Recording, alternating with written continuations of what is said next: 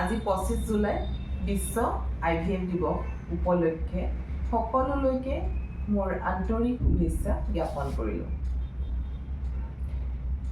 এগৰাকী নাৰীৰ প্ৰজনন ক্ষমতা সাধাৰণতে 30 বছৰমান বয়সলৈকে সৰ্বোচ্চ হৈ থাকে। তাৰপিছত লাহে লাহে এই ক্ষমতা কমিবলৈ ধৰে। 35 বছৰমান বয়সৰ পৰা এই ক্ষমতা অধিকভাৱে কমিবলৈ ধৰে আৰু 40 বছৰমানৰ পিছত শতকৰা 2-এজনৰহে এই ক্ষমতা অটুট থাকে। পশ্চিমীয়া দেশৰ তুলনাত আমাৰ দেশৰ নাৰীৰ প্ৰজনন ক্ষমতা 6 বছৰমান আগতেই লোপ পায়।